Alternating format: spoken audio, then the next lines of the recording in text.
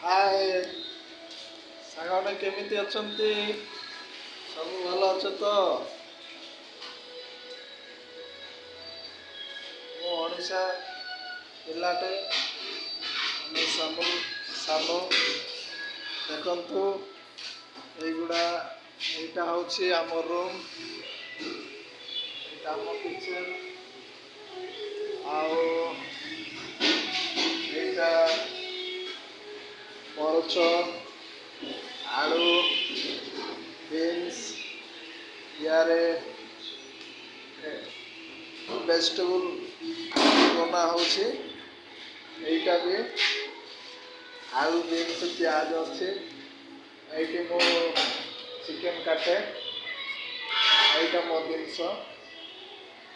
ମୁଁ ବର୍ତ୍ତମାନ ଏବେ ବାହାରେ ଅଛି, ବାହାରେ କାମ କରୁଛି। ଆଉ ଗରିବ ଲୋକର ପରିସ୍ଥିତି ତ ଜାଣିଛନ୍ତି, ପରିବାରକୁ ଛାଡ଼ି ବାହାରେ କଟିବାଟା।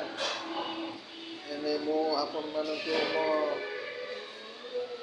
ଷ୍ଟ୍ରଗଲ୍ ବିଷୟ ଜାଣିବା ପାଇଁ ଟିକେ ଭାବିଲି ତ, ତେଣୁକରି ମୁଁ ଆପଣମାନଙ୍କୁ ମୋ ଷ୍ଟ୍ରଗଲ୍ ବିଷୟଟା କହୁଛି।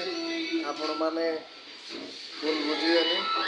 ଏଇଟା ହେଉଛି ଆମ କିଚେନ୍, ଏଇଟାରେ ସବୁ କିଛି ବନାଯାଉଛି। ତାପରେ ଆମେ এইগুড়াকে ଖାସ୍ କରି ମୋର ଓଡ଼ିଶା ଭାଇ ଭଉଣୀମାନଙ୍କ ପାଇଁ ମୁଁ ଏଇ ଭିଡ଼ିଓ ବନାଇବା କାରଣ ସେମାନେ ବିଶ୍ୱାସ କରୁନାହାନ୍ତି ନା କି ଯାଇକି ଟଙ୍କା ଏମିତି ହିଁ ଆଣୁଛନ୍ତି ବୋଲିକି। କ'ଣ କେଉଁ କାମ କରୁଛୁ ସେଇଟା ତ ଦେଖିବାକୁ ପଡ଼ିବ। କେତେ ଜାଳ ବହୁଛି, କେତେ ଗରମ ହେଉଛି, କେତେ କ'ଣ ହେଉଛି, ଲୋକମାନଙ୍କୁ ଛି ଚା ବି କରୁଛନ୍ତି। ସେଇଟା ଓକେ, ମୁଁ ରହୁଛି ବର୍ତ୍ତମାନ। ଭିଡ଼ିଓ ଲମ୍ବା ହେଇଯିବ, ପରେ ମୁଁ ଆପଣମାନଙ୍କୁ ଆଉ ହୁଏତ ଟାଇମ୍ ହେଲେ ମୁଁ ଦେଖେଇ ପାରିବି।